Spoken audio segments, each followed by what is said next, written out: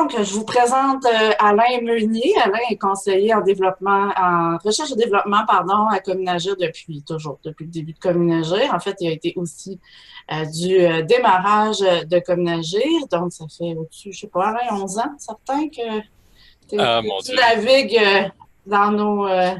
2007, je pense qu'on était dans les années pré-communagées, à peu près. Ouais, c'est ça.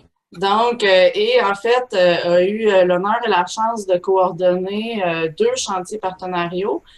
Comme Nagir a mené quatre chantiers partenariaux en tout, donc, et dont celui sur les conditions favorables. Et c'est ce chantier-là qui a produit et réfléchi et en tout cas arrivé à une belle démarche avec un guide, une vidéo. Alain va tout vous expliquer ça sur l'engagement et de là, le webinaire d'aujourd'hui.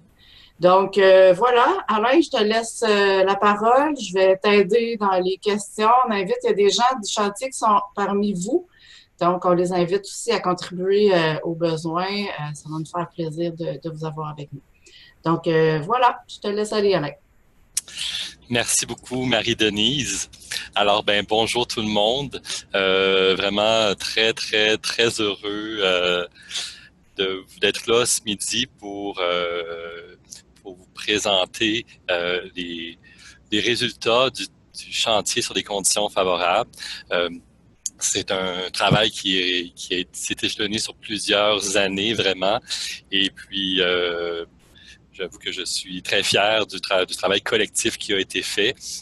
On lance en fait aujourd'hui même le guide qui est produit par le chantier sur l'engagement. Donc aujourd'hui, le webinaire, en fait, là, va couvrir certains éléments clés là, de ce travail-là, mais vous pouvez vraiment approfondir et en utilisant ce guide-là qui est accessible gratuitement en ligne et qui est accompagné également d'une vidéo et prochainement un outil sera également disponible là, à la mi-mai, le 15 mai, pour ceux qui voudraient utiliser le guide et la vidéo avec des acteurs avec lesquels ils travaillent. Donc, ça sera disponible. Donc, bien heureux d'être ici.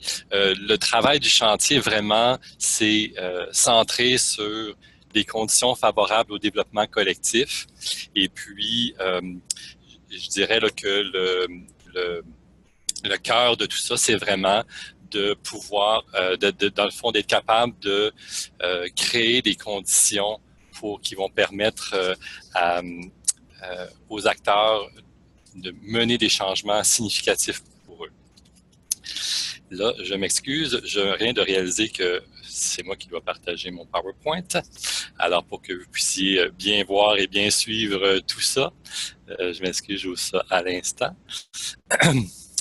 Donc, pendant que je fais ça, je voulais souligner, en fait, c'est ça que ce travail-là que je vous présente aujourd'hui, c'est le résultat. On a commencé, je pense, en automne 2012 à travailler sur ce projet-là. Donc, ça a été de longue haleine et puis on est bien content de pouvoir le mettre au jeu, le partager avec vous. Donc, je m'excuse pour ce petit délai. Voilà.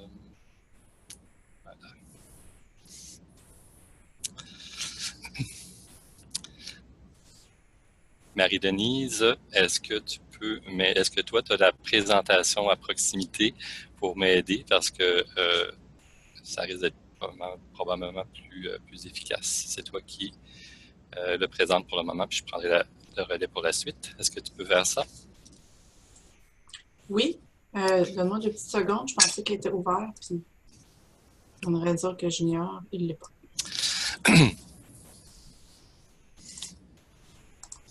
Donc, le travail qu'on a fait vraiment entre autres, qui s'est centré sur l'engagement, puis je vais expliquer pourquoi on est arrivé à cette condition particulière-là.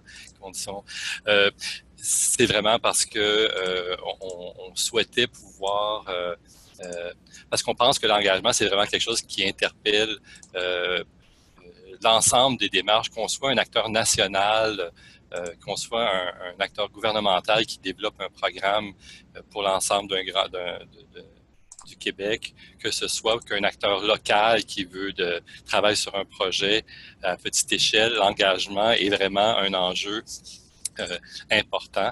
Et donc, on a développé cet outil-là en espérant qu'il soit vraiment utile, peu importe où les gens sont impliqués, engagés, que ça soit utile à tous les niveaux. C'était le défi qu'on avait. Juste peut-être quelques mots là, brièvement sur Communagir pour ceux qui ne connaissent pas l'organisation.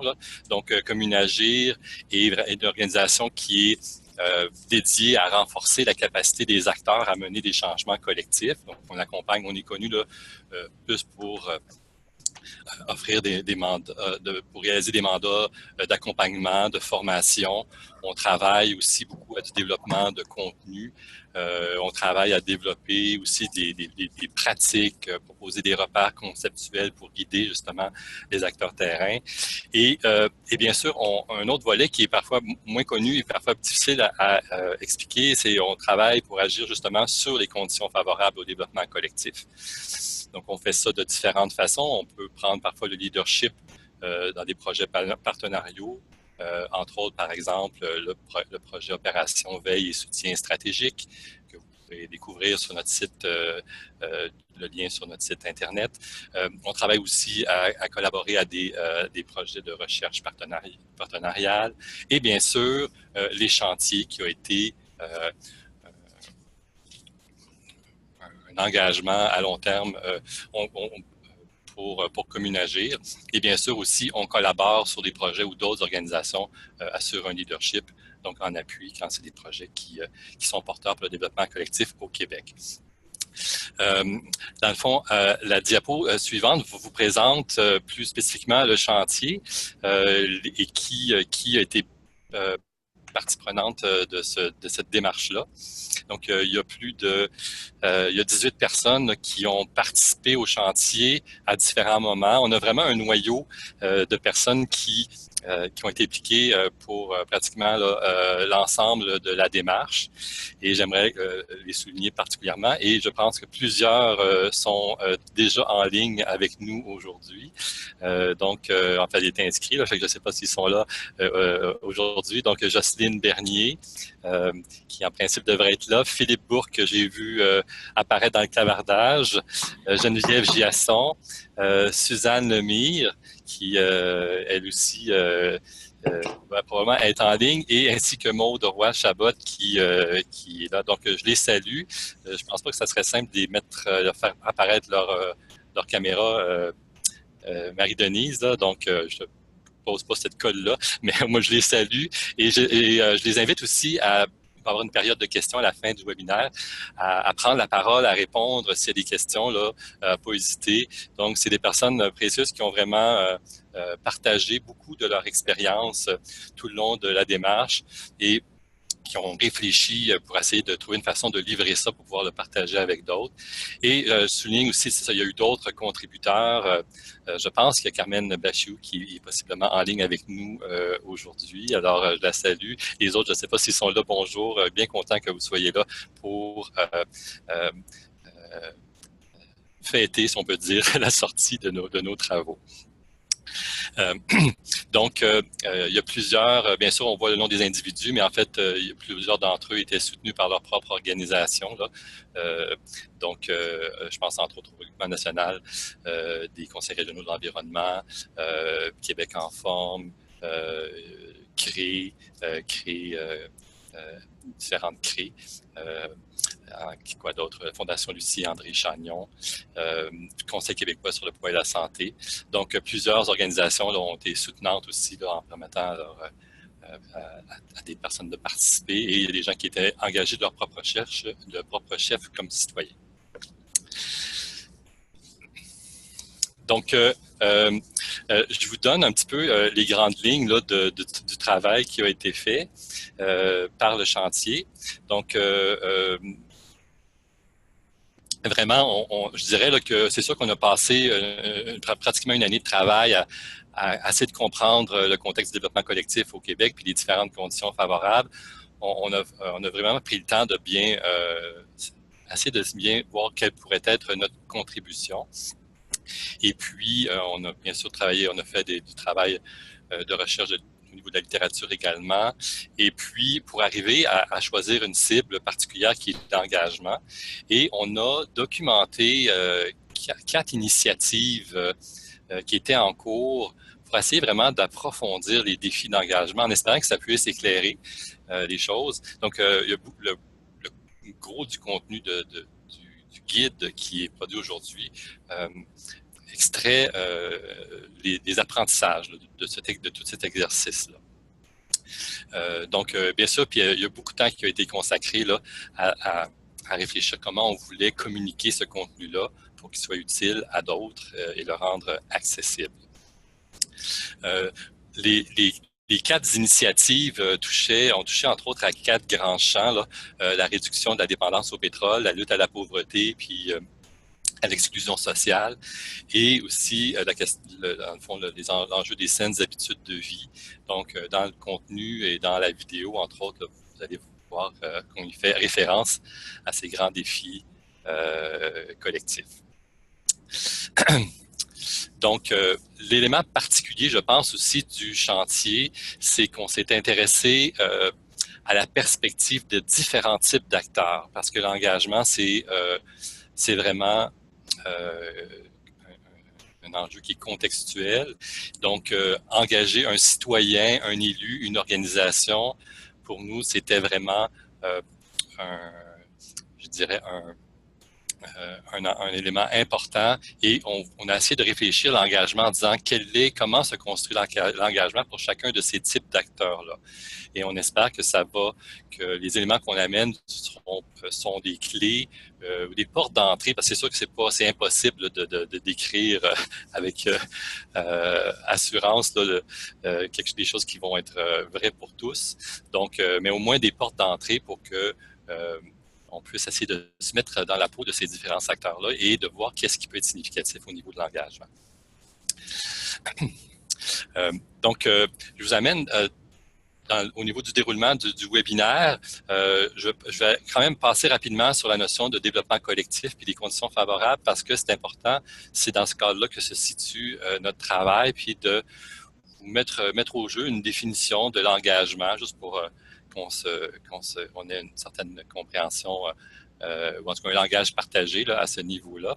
Et je vais surtout vous partager les 3 grands apprentissages là, qui sont ressortis de l'exercice du chantier. Donc, comprendre le changement visé, composer avec la diversité des acteurs impliqués, et adopter des pratiques qui favorisent et construisent l'engagement. Donc, en fait, ça correspond aux 3 grandes sections du guide qu'on a développé, et donc vous pourrez là, poursuivre, approfondir là, ces 3 apprentissages-là. Et on s'est gardé une période à la fin du webinaire pour une période de questions, quoique s'il y a des éléments, des questions de clarification en cours de route, là, si le temps le permet, je vais tenter d'y répondre. J'invite également mes collègues du chantier, s'ils souhaitent répondre là, à des questions qui peuvent apparaître dans le clavardage, de ne pas hésiter. Ça serait bien apprécié d'avoir leur perspective. Donc, mais d'abord, quand on parle d'engagement à la réalisation de changements, on parle, pour le chantier, on parle dans une perspective d'un développement collectif. Donc, parce que du développement collectif, on peut dire qu'il y en a au Québec depuis toujours sur le territoire, mais dans le fond, on s'inscrivait, je pense, l'ensemble des acteurs dans une perspective de développement collectif qui se veut équitable, inclusif et durable. Donc, c'est vraiment ce type de développement-là dans lequel on inscrit le travail qui a été réalisé. Un développement qui prend en compte les besoins et les réalités de tous les acteurs de la société et qui encourage des pratiques participatives là, qui permettent aux personnes qui sont concernées d'être activement engagées, impliquées dans l'identification puis la mise en œuvre de solutions. Là. Donc, c'est vraiment dans ce type de développement-là qu'on a pensé, qu'on a réfléchi l'engagement. Mais avant d'arriver à ce choix-là de l'engagement, on a exploré un certain nombre de conditions favorables. Dans le fond, là, vous les avez devant vous, là, je ne les décrirai pas, mais on a quand même pris le temps d'explorer et de documenter et afin de voir qu'est-ce qui est déterminant. Là, puis l'exercice nous a permis aussi nous a obligés à quelque part de faire des choix. Et le choix qu'on a retenu était l'engagement, mais on s'est rendu compte dans le travail qu'on faisait par la suite que les autres conditions finissent toujours un peu par revenir et croiser. Donc, à quelque part, là, on y touche d'une façon ou d'une autre. Là. Donc, pourquoi l'engagement? C'est devenu assez clair dans l'exercice des conditions favorables que c'est vraiment un ingrédient essentiel là, pour mener des changements substantiels.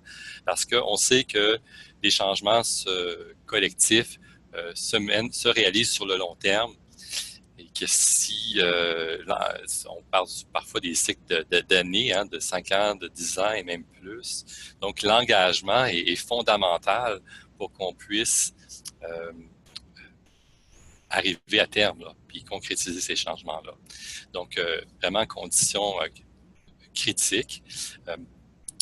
Bien sûr, aussi, l'exercice nous a amené à nous questionner nous-mêmes comme membres du chantier, puis de dire en quoi on s'est posé la question, comment on peut faire une contribution utile. Et c'était la condition qui nous rassemblait, où on avait cette impression-là là, qu'on avait peut-être quelque chose à offrir. Et puis, à quelque part, on constatait qu'il y avait un besoin de baliser ce qui contribue à l'engagement. On peut voir parfois qu'il y a des grandes stratégies, même bien intentionnées, qui permettent pas, là, on voit là, que certains acteurs sont comme échappés, absents, que c'est très difficile d'aller mettre à contribution, aller mobiliser certains types d'acteurs. Donc, on voyait là, quand même qu'il y avait des questionnements importants. Et étant donné que c'est un enjeu quand même complexe, là, on espérait qu'on pourrait peut-être amener quelques éléments qui pourraient être contributifs. Donc, c'est ce qui a, je dirais, là, motivé ce choix-là. Donc, à un moment donné, il a fallu quand même dire, quand on parle d'engagement, de quoi on parle. Donc, on a construit une définition de l'engagement. Donc, c'est une certaine forme de promesse, soit envers soi-même ou envers d'autres personnes promesse d'accomplir ou de contribuer à quelque chose. On a constaté aussi que l'engagement, c'est quelque chose qui peut être proposé, on peut inviter, on peut inspirer, mais c'est quelque chose qui, quelque part, revient à la personne. Un engagement ne peut pas être généré de l'extérieur et qui va prendre forme dans le fond, à partir de la personne elle-même, de ses valeurs et bien sûr sa compréhension de la situation. Que l'engagement, à quelque part, implique une décision libre de choix. Puis que un des constats qu'on faisait aussi, c'est que l'engagement va souvent émerger ou prendre forme suite à la reconnaissance d'une situation qu'on a changé et où on pense qu'on peut avoir un effet.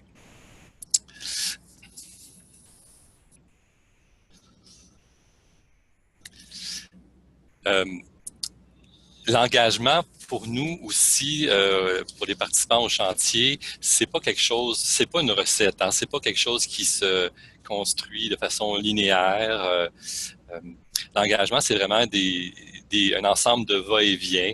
On avait quand même l'impression qu'il y avait différentes phases possibles dans cet engagement-là. Donc souvent, ça va s'amorcer par une première participation, accompagné ensuite peut-être avec un peu plus d'implication dans une démarche. Et à l'occasion aussi de commencer à faire des contributions de temps, de ressources, de prendre position peut-être aussi, de parler en faveur de participer à des actions. Puis un autre élément important qui nous est apparu, c'était que l'engagement avait pas nécessairement un impact seulement sur une cause ou quelque chose qu'on veut changer, mais également sur les personnes qui participent. Que l'engagement, c'est quelque chose qui qui nous place dans une zone d'inter-influence, qui nous demande parfois de s'adapter, de voir des défis, de vivre des défis de cohérence entre nos valeurs ou nos visées puis nos actions. Donc, l'engagement, on voyait ça aussi comme quelque chose de vivant qui avait des impacts sur les personnes et les organisations qui s'engagent.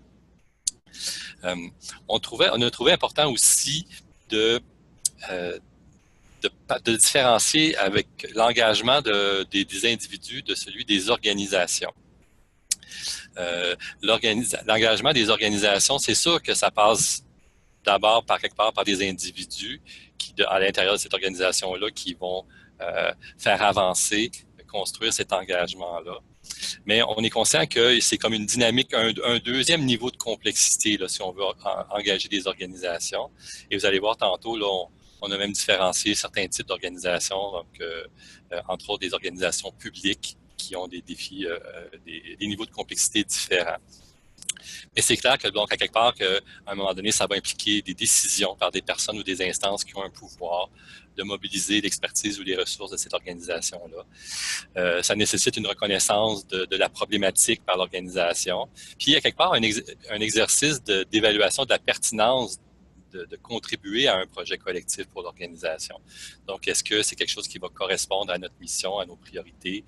Puis, est-ce qu'on a le temps, les ressources nécessaires aussi pour s'être engagé? Donc, il y a des processus qui s'ajoutent quand on construit l'engagement des organisations, qui s'ajoutent au-delà de l'engagement des individus.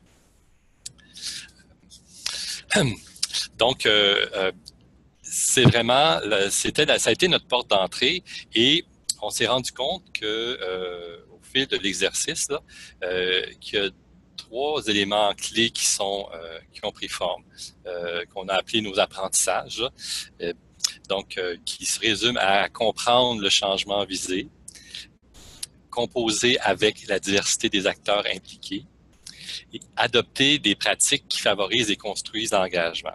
Donc, le guide et la suite de la présentation va vraiment tourner autour de ces 3 engagements-là.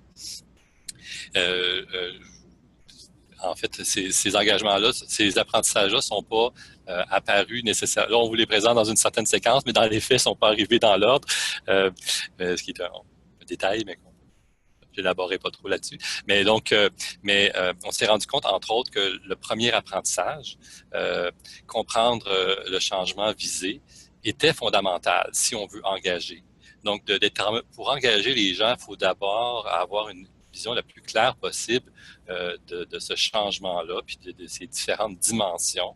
Parce que souvent, un changement va avoir différents aspects, différentes composantes. Des fois, il y a plusieurs changements à l'intérieur d'un même changement. Et parfois, les changements sont vastes aussi, et c'est important d'avoir une cible spécifique auquel on va contribuer. Et souvent, justement, quand on comprend l'ampleur du changement, on se rend compte qu'on ne peut pas le réaliser seul, qu'on a besoin de s'associer à d'autres et de voir justement comment on peut être contributif, quelle cible, dans le fond, on peut nous atteindre et comment cette cible-là peut être complémentée ou complémentaire aux cibles des autres. Et bien sûr, une fois qu'on a nos cibles, quelles seront nos stratégies pour justement générer le changement les composantes ou agir sur les dimensions de ce changement-là pour qu'il puisse prendre forme. Donc, pour vous présenter, en fait, Marie-Denise, on irait à ce moment-ci à la vidéo. Parce que dans le fond, on a produit une vidéo qui, on espère, va vous être utile, qui justement là, présente ces apprentissages-là de façon assez synthèse. Donc, ce premier apprentissage-là sur comprendre le changement et ses différentes composantes est vraiment un moment important à faire pour clarifier, amorcer puis mieux soutenir l'engagement. Donc, on va vous inviter là, à aller visionner une section de cette vidéo, une première section de la vidéo, et on va revenir après. Et que je vais laisser Marie-Denise là vous donner les consignes là, pour cette étape-là. Oui, juste un instant. En fait, je vous ai mis un lien sur le site pardon, de Communagir au tout début. Je vous inviterai à aller le voir. Vous allez avoir accès à la vidéo de cette façon-là. puisque je partageais mon écran, j'ai un petit peu de difficulté là, à aller chercher. Je veux juste donnez-moi 2 petites secondes. Vous pouvez déjà aller là et puis en attendant, je vais aller chercher le lien sur YouTube. Je vais vous le mettre dans le chat. Donc, je vous demanderai d'aller jusqu'à la minute, bien exactement, 6:2.19. D'aller écouter la vidéo jusqu'à ce moment-là et d'arrêter et ensuite de revenir vers le webinaire. Assurez-vous que votre son est coupé. En fait, Marie-Denise, si tu me permets, vous n'avez pas à débuter la vidéo au début, au tout début, là. Vous pouvez vous rendre, en fait, à la minute, à 1 minute 32. Dans le fond, les temps, c'est de 1 minute 32 jusqu'à 6 minutes 19. Donc, il y a un bloc d'à peu près environ là, 5 minutes à écouter de la vidéo. Parce que le début couvre pas mal le matériel que je vous ai déjà présenté. Donc, rendez-vous à 1 minute 32 à partir du début de la vidéo.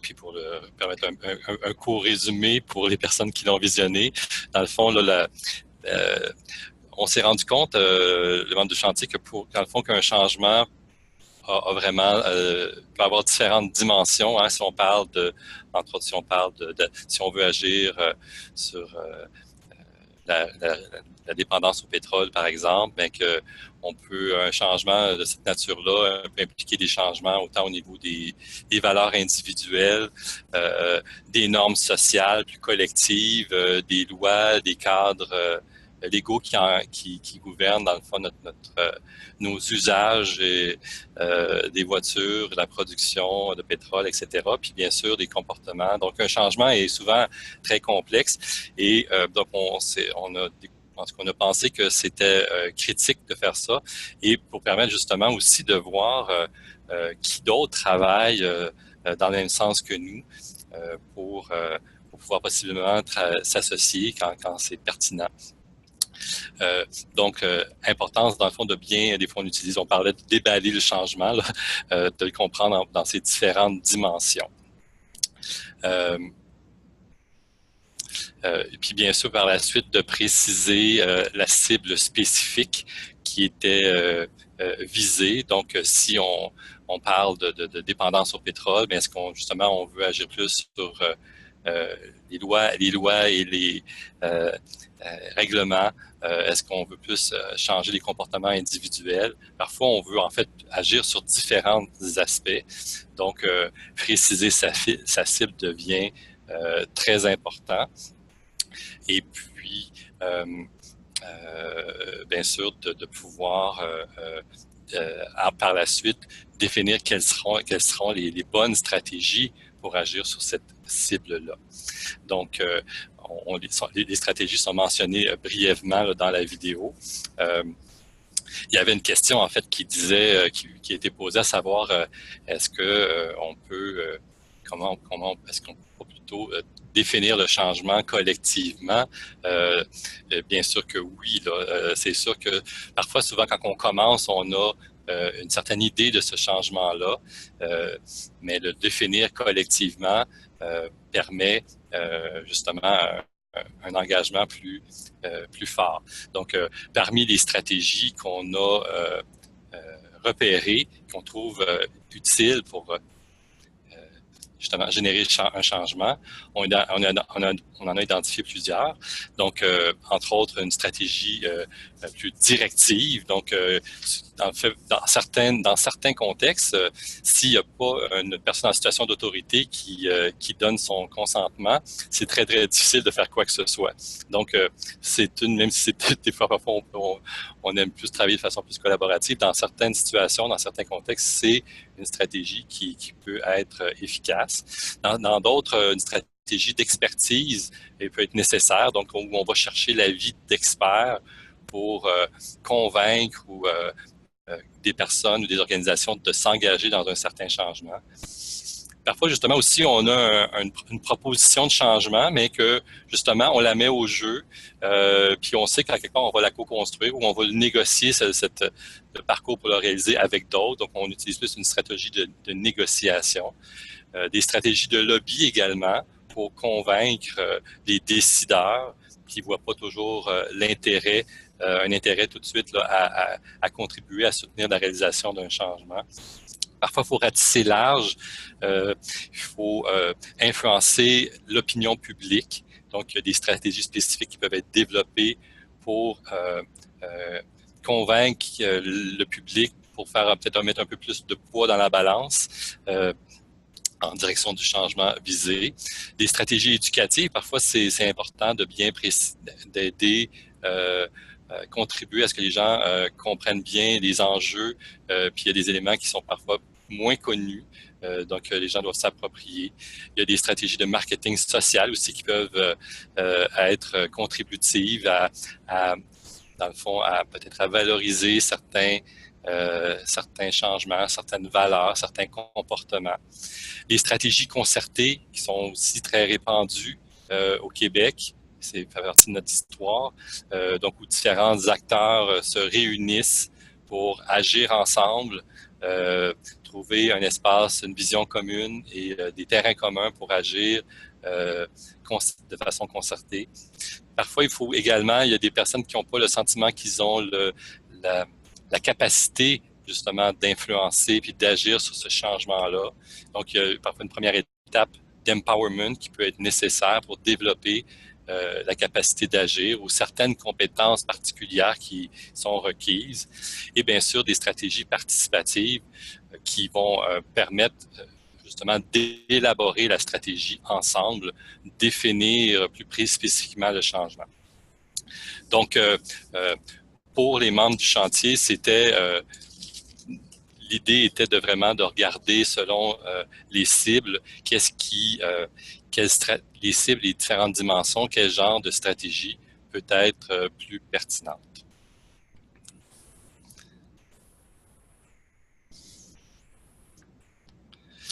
Dans le fond, est-ce qu'il y a une des questions que j'ai le goût de lancer aux membres du chantier? Pouvez-vous donner des exemples de marketing social? Est-ce qu'il y aurait un des membres qui pourrait répondre dans le clavardage à cette question-là? Je vous remercie à l'avance. Donc, le premier apprentissage était vraiment centré sur bien définir le changement et ses différentes dimensions. Une fois que ça c'est fait, bien sûr, on se pose la question, mais qui est concerné, qui devrait être impliqué, qui peut être contributif. Donc, quel rôle les personnes organisations peuvent jouer dans ce changement-là? Quelle contribution ils peuvent faire? Et si on veut explorer ça, bien sûr, il faut comprendre le contexte de chacun des acteurs qu'on aimerait engager, impliquer, pour voir ce qui peut être favorable à leur participation, à leur engagement. Donc, le chantier, c'est attardé à ces aspects-là en disant dans le fond, si on est pour susciter l'engagement, qu'est-ce qui peut faire une différence? Et là, on va pour ce deuxième apprentissage-là, on va vous retourner pour un très, très bref segment de vidéo, donc qui dure un petit peu moins de 2 minutes. Donc, un peu je ne sais pas, Marie-Denise, c'est la même consigne. Alain, un instant, j'ai eu des petits trucs dans le clavardage. Tu voudrais-tu départager ton écran, s'il te plaît? D'accord. Puis, semblerait-il que je pourrais vous envoyer direct sur YouTube. Puis, j'ai le goût de l'essayer. Mais il faut que tu départages ton écran, par exemple. Très bien. Pendant ce temps-là, il y a des exemples de marketing social qui commencent à rentrer. Juste un instant.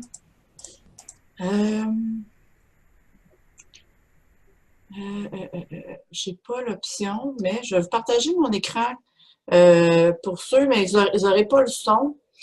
Pour ce qui est des autres qui peuvent aller sur YouTube et Vimeo, je vous invite à y aller dès maintenant, de regarder de la minute 6:19 à 8:05. Puis pour ceux qui n'ont pas accès, je vais quand même tenter de vous la mettre en direct.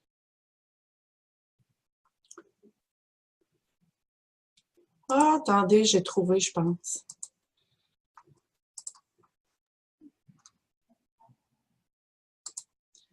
Alors, est-ce que vous la voyez et l'entendez? Je l'essaye, puis vous me direz après ça si ça a fonctionné. On va apprendre quelque chose ensemble. Notre deuxième apprentissage se résume ainsi. Il faut savoir composer avec une diversité de personnes, d'approches et de besoins. Mener un changement collectif requiert l'engagement d'une variété d'acteurs. On doit se demander qui sont les personnes ou les organisations à engager, quelle peut être leur contribution, comment leur engagement peut-il se construire, quelles conditions permettront à leur engagement de prendre forme. En d'autres termes, il est important de bien définir le qui. Quelles seront les parties prenantes de notre démarche de changement? À la base, ce sont des individus qui s'engagent, qu'ils soient des citoyens, des élus, des ministres, des fonctionnaires, des intervenants ou des gens d'affaires. Mais au-delà des personnes, il faut éventuellement susciter l'engagement d'organisations qui ont un rôle dans le changement visé. Municipalités, organismes communautaires, ministères, entreprises privées et institutions publiques. Ceci est vrai qu'on agisse au niveau local, régional, national ou même international. L'engagement se traduit par différents types de contributions. Que ce soit des individus ou des organisations, les parties prenantes pourront contribuer par leur expérience et leur expertise, leurs compétences, des ressources humaines, matérielles ou financières, leur pouvoir d'exercer une influence ou de prendre des décisions favorables, ou tout simplement par leur présence et leur temps. Les formes que peut prendre l'engagement sont donc multiples.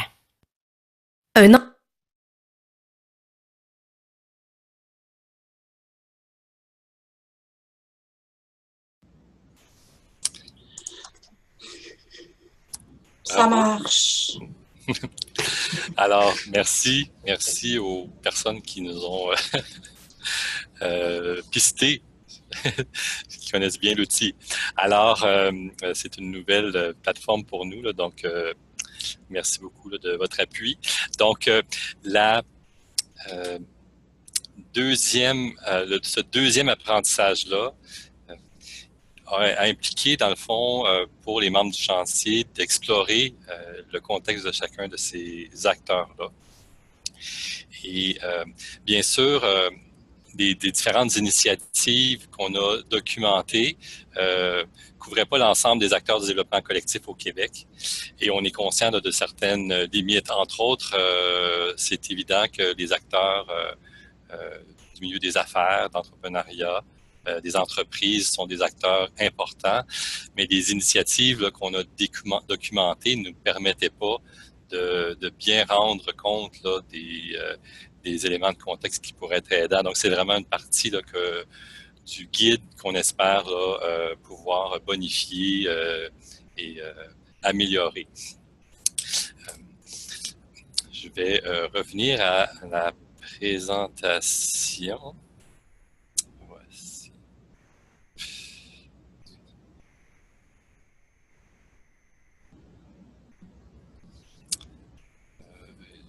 Partager ça.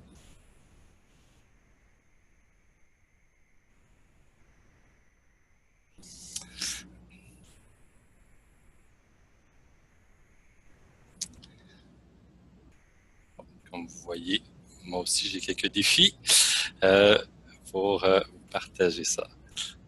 Voilà, partager l'écran.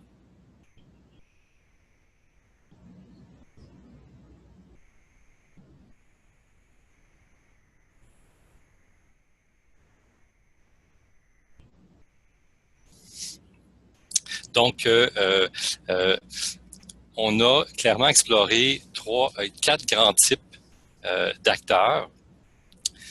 Et on s'est posé la question, dans le fond, pour chacun de ces acteurs-là, quelle peut être leur contribution dans un processus de changement, quelle forme peut prendre leur engagement, qu'est-ce qui contribue à le faire émerger, qu'est-ce qui contribue aussi à le maintenir si on veut qu'il se poursuive sur le long terme, puis est-ce qu'il y a des freins, des pièges, des risques qu'on peut, issus de notre expérience, qu'on peut identifier là, pour mieux saisir les défis de l'engagement de ces différents types d'acteurs-là. Donc, le guide vous donne beaucoup plus d'informations que je vous présente aujourd'hui, là, mais juste à titre indicatif, puis pour vous inviter aussi à explorer. Puis certainement, on est très intéressé à avoir vos échos, des ajouts, des éléments qui de votre expérience, pourraient améliorer ce contenu-là. Donc, n'hésitez pas, là. Dans le fond, pour ce qui est de l'engagement des citoyens, c'est clair que les contributions des citoyens peuvent être des acteurs importants pour proposer puis initier des projets collectifs, pour poser des gestes individuels aussi, quelque part, qui sont en concordance avec le changement, donc qui vont changer les habitudes, des comportements. Puis aussi, des citoyens, ça peut agir rapidement sur une situation problématique, parfois plus rapidement que les organisations. Qu'est-ce qui contribue à faire émerger et maintenir l'engagement du citoyen? Mais c'est sûr qu'on s'est rendu compte que aussi le partage d'informations, d'avoir de l'information juste, pas de la désinformation, là, vraiment de l'information juste, mais qui va être aussi formulée pour interpeller les personnes concernées. D'être capable de formuler des invitations à un projet rassembleur qui reflète les préoccupations, puis d'expliquer la pertinence d'agir à ce moment-ci, puis de la façon qu'on propose. C'est trois éléments importants là, qui peuvent aider à émerger l'engagement citoyen, faire émerger l'engagement citoyen. Mais pour le maintenir, c'est sûr que les citoyens vont être nourris aussi s'ils peuvent participer à l'évolution du travail, de participer à des lieux de délibération puis de décision. Donc, ça peut être influent là, sur le maintien de leur engagement à plus long terme. Puis, bien sûr, d'avoir le souci de mettre en place des conditions qui vont favoriser leur participation, que ce soit des choses au niveau de la logistique ou autre. Ça aussi, dans le guide, on a quelques pistes, mais ça va être déterminant. Et bien sûr, la question du langage. On a parfois, là, dépendamment des réseaux, un langage plus hermétique, donc d'être conscient puis d'adapter ce langage-là. Ce qui freine l'engagement des citoyens, entre autres, le sentiment que les décisions se prennent ailleurs, qu'ils sont jamais impliqués, partie prenante de décisions, qui sont vus un petit peu comme des joueurs sans trop de pouvoir dans un processus. Sur le long terme, ça peut avoir un effet négatif. Puis aussi la perception que certains acteurs ont des intentions cachées. Au niveau de l'engagement des organisations, c'est sûr que les organisations, c'est des acteurs qui peuvent jouer un rôle très important dans un changement sur le plus long terme parce qu'ils ont bien sûr la capacité de mobiliser des ressources, de mettre à contribution des compétences professionnelles, d'offrir, en fond, une certaine stabilité là, sur un changement sur le long terme. Et les organisations aussi sont souvent réseautées et aussi qui peuvent, avec d'autres organisations, mais aussi des décideurs. Donc, ça peut être des acteurs clés là, pour faire avancer un projet. L'engagement des organisations, bien sûr, doivent prendre forme en résonance avec leur propre mission, leur propre cible, leur propre projet. Donc ça, c'est important de souligner ça quand on cherche à interpeller, engager une organisation. Autre élément important qui est ressorti, c'est de clarifier les attentes qu'on a envers ces organisations-là. Parce qu'ils ont des ressources limitées, puis c'est sûr qu'ils sont souvent impliqués dans différentes initiatives, donc d'être au clair sur ce point-là. De trouver la bonne personne pour un premier contact, ça peut faire une grosse différence pour susciter cet engagement-là. Puis la même chose pour l'engagement en continu d'une organisation. Parfois, on n'a peut-être pas toujours la meilleure ou la bonne personne, entre guillemets. Donc, de prendre le temps avec l'organisation de bien définir qu'est-ce qui est recherché, qu'est-ce qui est attendu, s'il y a des compétences particulières ou complémentaires au groupe, ça peut aider justement là, à influencer le choix de la personne qui peut s'impliquer dans une démarche collective.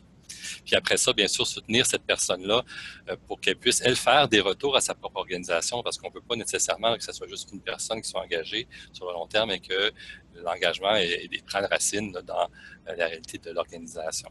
Donc, souvent, ils ont besoin d'un certain soutien là, pour pouvoir faire ça au niveau des communications, par exemple, pour pouvoir diffuser plus largement et plus facilement ce qui se passe.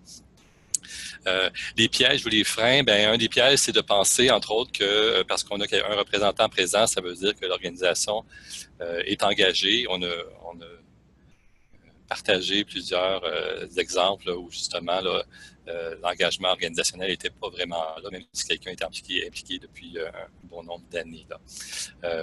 Puis bien sûr, ça peut être un piège de sous-évaluer l'ampleur puis le temps nécessaire pour engager une organisation. Ça peut être ardu, mais ça finit par valoir la peine. Au niveau des organisations publiques, on a trouvé important quand même de différencier. Donc, il y a des éléments que j'ai mentionnés qui s'appliquent également aux organisations publiques, mais il y avait des éléments particuliers. Au niveau de leur contribution, c'est sûr que les organisations publiques, leur engagement peut avoir un impact important là, de reconnaître un enjeu ou une réponse qui est proposée, puis les intégrer dans les orientations d'un gouvernement, dans leur politique, dans les programmes. C'est sûr que ça donne un air d'aller, ça offre ça permet peut-être des nouvelles ressources. Donc, c'est sûr que ça, c'est des éléments importants. L'engagement gouvernemental d'organisations publiques peut donner des leviers vraiment, oui, du financement, mais parfois aussi de donner accès à de l'expertise qui permet de faire avancer le travail. Puis bien sûr, on espère que ça peut avoir un impact sur les politiques. Ce qui va jouer beaucoup dans l'émergence puis le maintien de l'engagement d'organisations publiques, c'est bien sûr de démontrer la pertinence de la démarche par rapport à la mission puis aux orientations de cette organisation-là. Mais c'est important quand même, parfois, étant donné la complexité puis le nombre d'acteurs des organisations publiques, de pouvoir identifier les personnes les plus pertinentes là, et qui ont plus le potentiel de s'engager à faire avancer la démarche, parce qu'on le sait, là, parfois il y a beaucoup d'enjeux en compétition, donc de trouver la bonne personne qui peut contribuer à faire avancer la démarche peut être un enjeu important. Bien sûr, quand on interpelle les organisations publiques, elles ont une culture organisationnelle, une hiérarchie.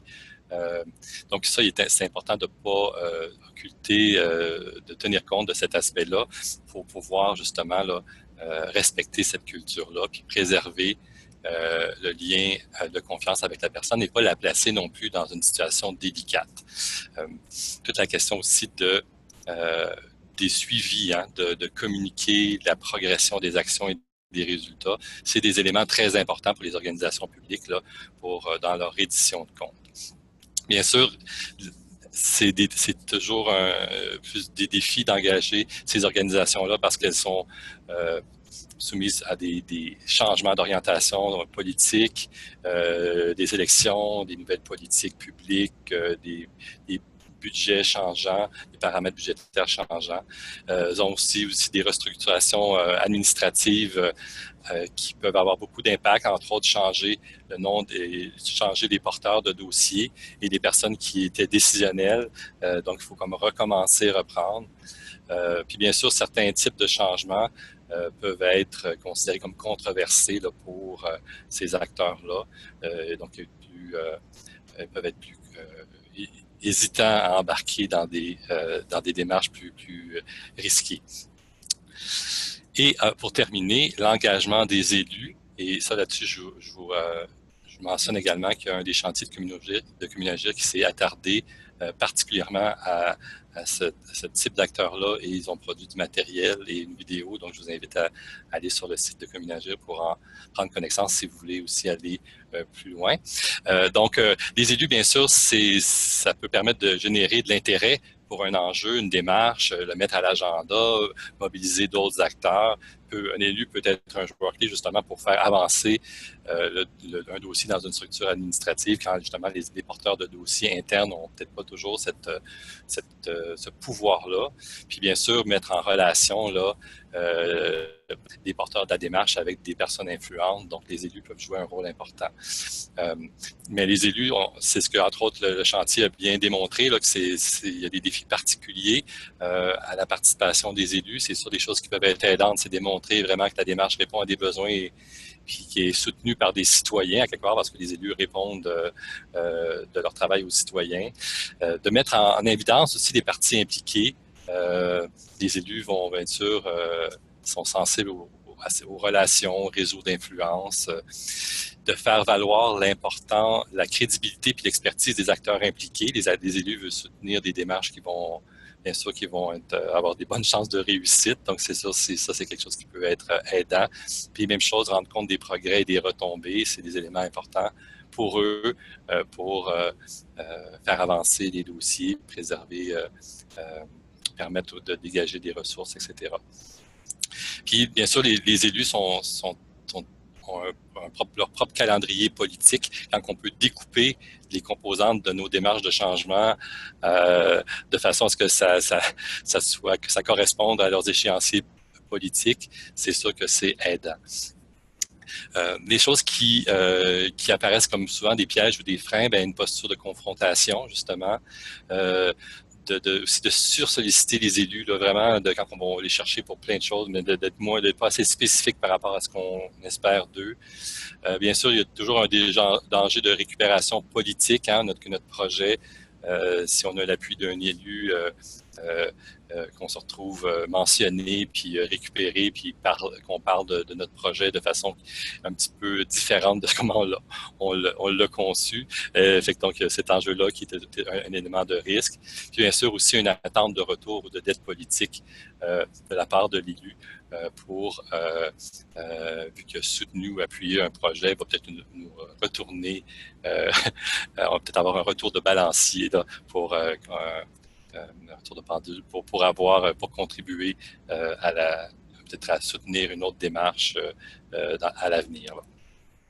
Donc, c'est vraiment des quelques pistes, quelques clés pour essayer de décoder la réalité des acteurs, des portes d'entrée, mais c'est sûr qu'on voyait ça vraiment comme un début d'analyse, mais que là, il faut analyser, bien entendu, regarder chaque acteur dans son contexte spécifique, puis essayer de voir, de comprendre qu'est-ce qui peut être facilitant là, pour leur engagement.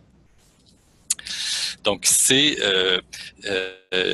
peut-être l'élément là. Donc, on a voulu ajouter ces éléments-là pour encourager cette lecture-là différenciée des acteurs, pour pouvoir là, incorporer dans nos démarches là, cette sensibilité-là qu'on peut avoir là, à différents contextes, puis permettre justement d'aller chercher des acteurs qu'on a plus de difficultés à réunir. Donc, là, je me tourne vers les questions. Alain? Oui. Je pourrais peut-être répondre à une des questions, en fait, de Marie-Ève. Oui. Sur la sursollicitation des élus, ça te donnerait un petit break en même temps. Vas-y donc. En fait, il y a des exemples, il y a plusieurs exemples, en fait, de cas qui ont bien fonctionné, là, d'arrimage entre les élus, puis des projets, entre autres, la contrée en Bellechasse, la contrée en montagne de Bellechasse, que vous pouvez aller voir. Ils ont un site Internet, et puis eux autres, ça a été vraiment un arrimage même entre deux municipalités, des élus puis des gens sur le terrain. C'est celle qui me vient en tête, mais peut-être Alain, tu en connais d'autres ou d'autres personnes qui sont avec nous. Mais il y a plusieurs, en fait, cas de succès. Là. Je peux y répondre parce que j'étais du chantier, moi, sur l'évolution des pratiques et on avait regardé certains éléments de cette nature-là. Ben, s'il y en a d'autres qui me viennent, je vais les écrire dans le chat. Je vais essayer de trouver le lien aussi de la contrée en montagne de Bellechasse. On a fait un webinaire, Alain, avec eux à un moment donné. Oui.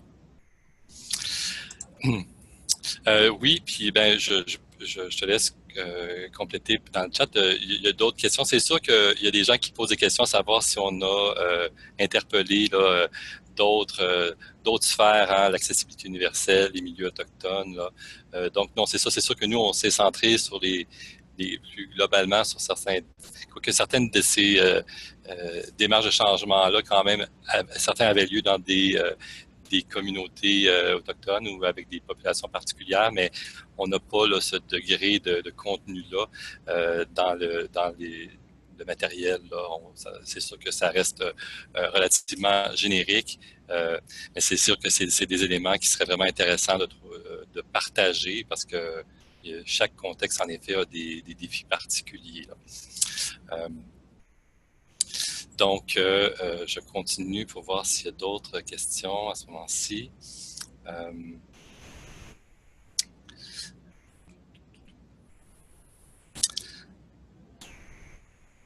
Voilà. Donc, je retourne, dans le fond, à la dernière partie de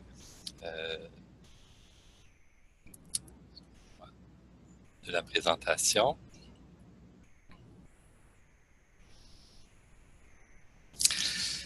Dans le fond, qui constitue en fait le troisième apprentissage. Et là aussi, on a un dernier court segment vidéo là, de moins de 2 minutes. Donc, on va procéder de la même façon. Donc, le troisième apprentissage, vraiment, c'est en fait, c'est les premiers éléments qu'on a documentés. Hein, c'est qu'on s'est attardé à différentes initiatives de changement, des démarches collectives locales, régionales et nationales, pour essayer de voir est-ce qu'il y a des éléments qui ressortent, qui se dégagent, là, qui permettent de dire, ah oui, ça, est-ce qu'il y a des pratiques dans ce sens large qu'on peut repérer qui ont un effet sur l'engagement. Donc, on en a identifié 9. Et la vidéo, là, en 2 minutes, là, vous les présente succinctement. Fait que on va vous... dans le fond, on va activer la vidéo pour pouvoir la présenter cette partie-là et on vous revient. Donc, là, je me déconnecte. J'arrête le partage pour permettre à Marie-Denise de vous amener vers YouTube.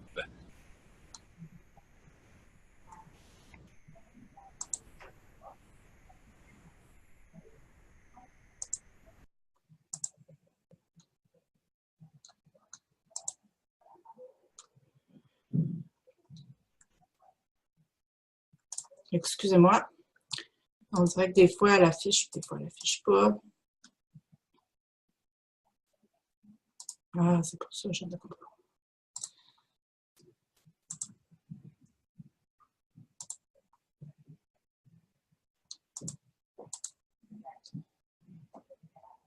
Et c'est parti.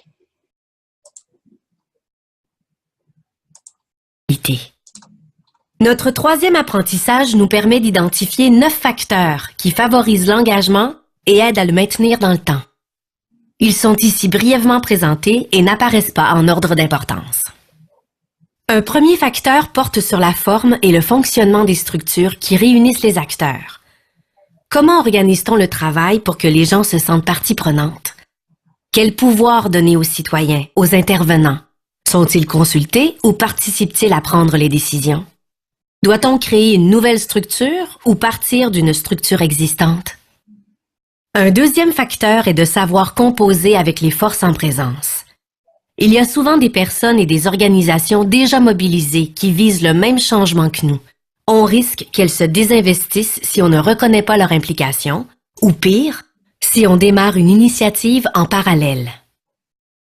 Certains processus et activités contribuent à construire l'engagement. L'analyse collective d'une situation ou la création d'une vision commune, par exemple. Quels sont les plus adaptés en fonction de ce qu'on veut faire?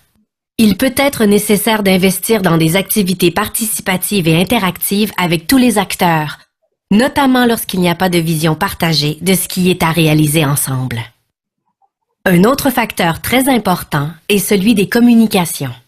Comment communiquer avec les différents acteurs? Quoi communiquer?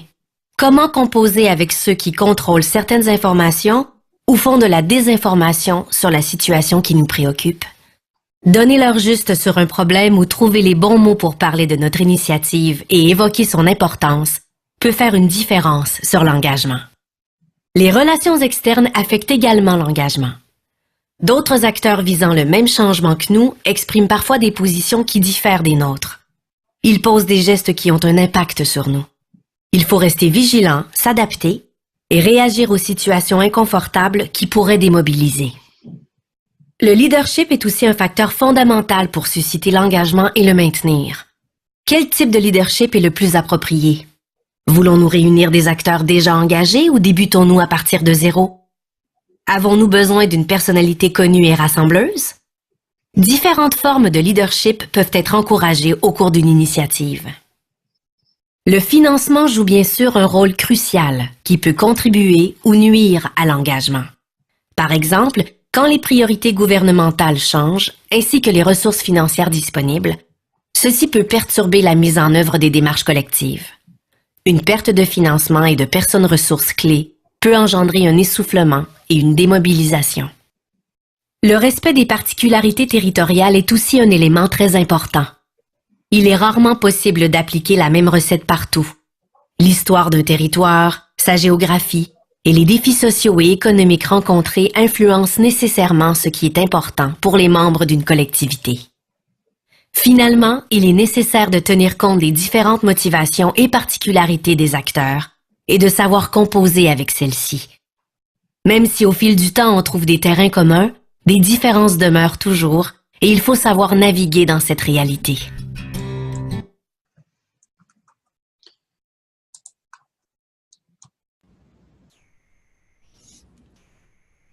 Alors, vraiment, ces 9 éléments-là, pratiques-là, qu'on a appelé, on a nommé pratiques, là, mais qui sont peuvent être relativement vastes là, quand même. Mais on trouve que ces 9 éléments qui permettent, entre autres, de 9 lunettes qui permettent de jeter un regard critique sur notre initiative, 9 portes d'entrée qui nous permettent de voir, est-ce qu'il y a des choses qui peuvent être faites pour favoriser l'engagement. Je vous invite vraiment à consulter le guide parce qu'on explique davantage, plus en profondeur, chacun de ces éléments-là. Et il y a des questions qui peuvent alimenter votre réflexion. On a sorti un certain nombre de pièges et de pistes, justement, de pièges dans lesquels pièges qu'on peut croiser, puis des pistes de solutions à considérer en tout cas pour alimenter la réflexion. Donc, pour cette partie-là, vraiment, là, je vous invite à approfondir avec le guide. C'est vraiment, c'est sûr que on peut pas nécessairement les explorer à ce midi-là en détail, mais ça pourrait être vraiment un moment intéressant à ce moment-ci pour voir s'il y a des questions sur ces pratiques-là. Et j'inviterai également là, les membres du chantier présent à participer là aussi. Donc s'il y a des questions sur ces différentes pratiques-là, s'il y a des choses qui résonnent pour vous, ou ça peut être aussi sur d'autres éléments qui ont été mentionnés dans le cadre du webinaire, on a une période là, d'une dizaine de minutes pour des questions-réponses. Alain?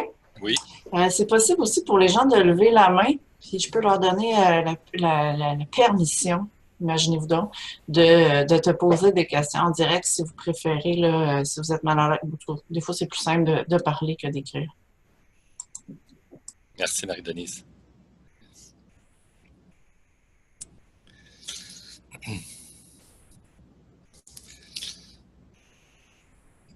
Donc, il y a quand même plusieurs questions là sur le matériel. Donc, oui, là, la présentation, PowerPoint, la vidéo, le guide, tout ça, là,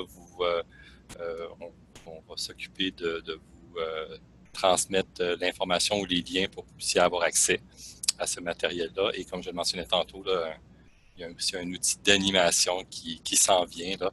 Notre collègue et participante au chantier Maude Roy-Chabot qui a contribué à développer cet outil-là puis qui est en train de le tester. Là. On devrait avoir quelque chose à mettre au jeu prochainement à ce niveau-là. Donc, je vois là des appréciations là, par rapport au travail du chantier. Là. En effet, moi aussi, je les félicite. Ils ont travaillé fort et ils ont été très engagés malgré les défis qu'on a rencontrés en cours de route.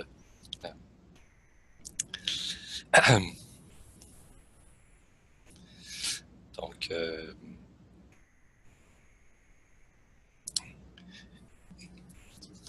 y a des questions qui s'en viennent. Allez-y par écrit si...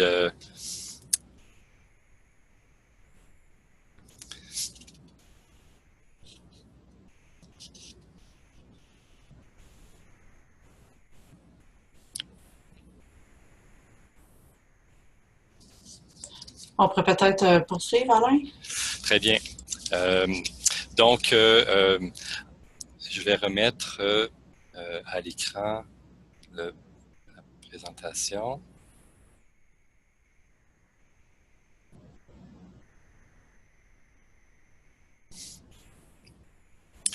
Donc,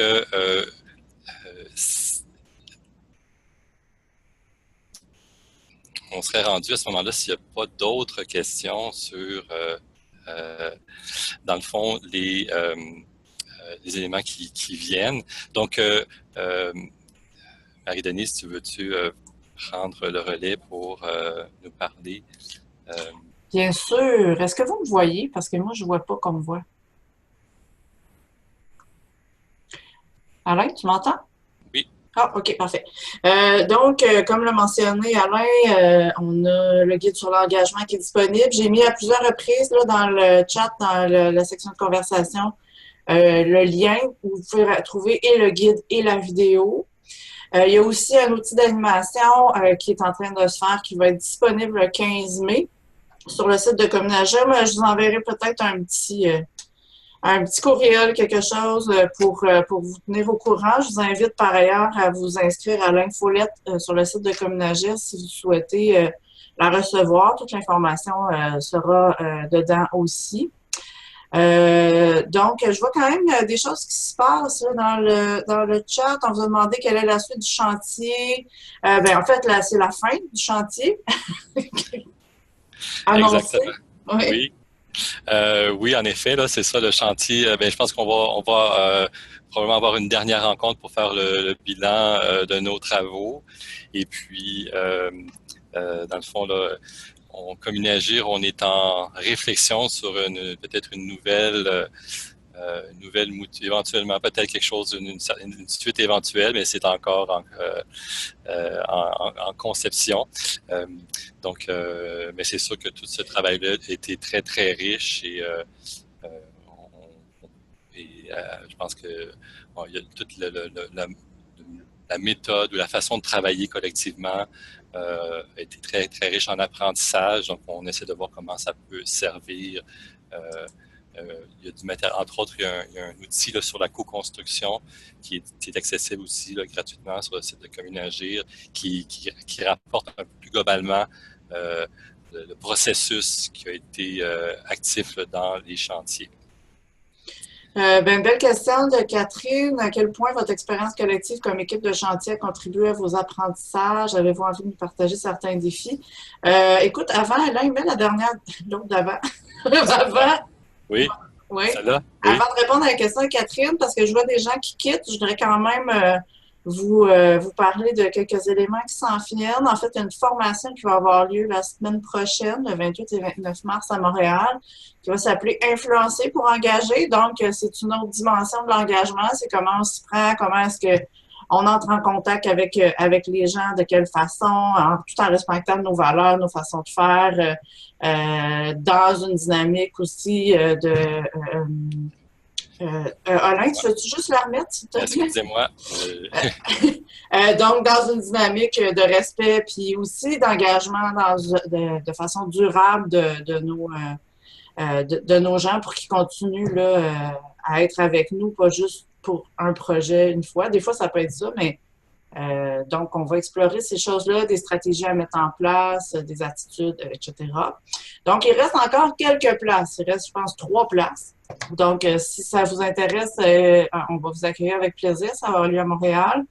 Il reste 2 webinaires midi à venir. Une évaluation mobilisante et utile, repère pour une évaluation au service de vos démarches collectives. Donc, encore une fois, c'est les produits, les résultats de réflexion et puis un beau guide que j'ai vu qui s'en vient aussi. Donc, c'est une production du groupe de travail sur l'évaluation. Donc, si ça vous intéresse, vous pouvez vous inscrire. C'est mercredi 18 avril, la même formule qu'aujourd'hui. On va être encore meilleur avec la technologie. Vous allez voir, on va être extraordinaire. Et c'est Alain Meunier qui va, qui va faire ce webinaire-là avec une collègue, Sophie Michaud. Et aussi, le 16 mai, opération veille et soutien stratégique à la rencontre de 3 démarches territoriales. Si vous ne connaissez pas encore l'OVSS, qu'on appelle de façon entre nous, je vous invite à y aller voir le site Internet. Il y a beaucoup de choses. En fait, l'opération veille et soutien stratégique vise à suivre, en fait, les années de transformation puis de reconstruction qu'on est en train de vivre là, alentour du développement collectif. Et en fait, ils sont allés voir 3 démarches territoriales et ils en ont fait des apprentissages qui vont pouvoir vous livrer, mais ils ont déjà du matériel sur le site Internet, il y a des guides, il y a toutes sortes de choses. Quand j'aurai fini de parler, je vais vous le mettre dans le chat. Mercredi, le 16 mai 2018, évidemment, et sous la même forme qu'aujourd'hui. C'est Sophie Michaud, encore une fois, qui va être avec nous pour ce webinaire-là, et une personne autre. On vient d'embaucher coordonnatrice de l'OVSS, dont je ne connais pas le nom encore, mais qui va probablement être là avec nous à ce moment-là. Donc, voilà. Puis, ben, justement, peut-être un petit résultat, Alain, de nos apprentissages. On a quand même fait un truc sur la co-construction. On a appris toutes sortes d'affaires. Hein? Là, tu peux l'enlever ton document si tu veux. Merci. Oui, puis j'inviterais, ben, s'il y a des membres du chantier aussi qui veulent partager dans le... C'est sûr que ça a été, je veux dire, moi le premier, de plonger dans ce grand défi-là, de clarifier les conditions favorables, puis de s'exposer dans le fond, à beaucoup de complexité. Quand on parle d'engagement, c'est très complexe comment se construit l'engagement. Mais c'est sûr que l'exercice a permis vraiment de ramasser nos idées, de ramasser les pratiques, de voir comment on peut tracer des chemins pour pouvoir agir sur l'engagement. C'est sûr que c'était un élément important. On avait vraiment des gens de multiples provenances dans le chantier, là, des gens actifs dans différentes sphères, hein, développement durable, développement social, etc. Et des gens à différents paliers, local, régional, national. Et c'est sûr que c'est vraiment riche, je dirais, là, puis je pense que la découverte, c'est de voir qu'il y a vraiment des alliances fortes possibles. Peu importe où les gens sont situés, il y a cette volonté-là de transcender quand même leur propre organisation pour c'est des liens, des collaborations au-delà de leur propre organisation parce que l'engagement est au-delà parfois là, quand on veut mener des changements plus costauds, plus durables. Donc, c'est vraiment une expérience riche là, qui change un petit peu notre façon de voir le développement puis qui réduit peut-être des fois un peu certaines des polarisations qu'on peut avoir, nous et eux, dans le développement collectif. En fait, si ça vous intéresse d'en savoir plus, hein, on a, comme Alain disait, on a produit un document qui s'appelle « Co-construction, l'expérience des chantiers ». Je vous mets ça dans 3 secondes et demie dans le chat. Vous allez pouvoir vous référer. Il y a plein d'affaires intéressantes là-dedans. Puis je profite de l'occasion pour vous montrer là, notre fameux guide qui est, je pense, très beau. On est content d'avoir un visuel, on espère, qui valorise vraiment la qualité des contenus qui ont été développés. Là. Donc, On a bien hâte d'avoir vos échos de cet outil-là. Et puis, n'hésitez pas là, à nous communiquer des commentaires, feedback, suggestions pour ce matériel-là, parce qu'on le veut accessible à tous, puis on espère pouvoir aussi l'améliorer éventuellement. Alors, puis je vois que tu vas terminer, Marie-Denise. Un gros merci aux membres du chantier qui encore aujourd'hui ont participé dans le clavardage et pour leur magnifique travail là, et leur engagement en espérant que ça soit utile là, à l'ensemble des acteurs collectifs au Québec.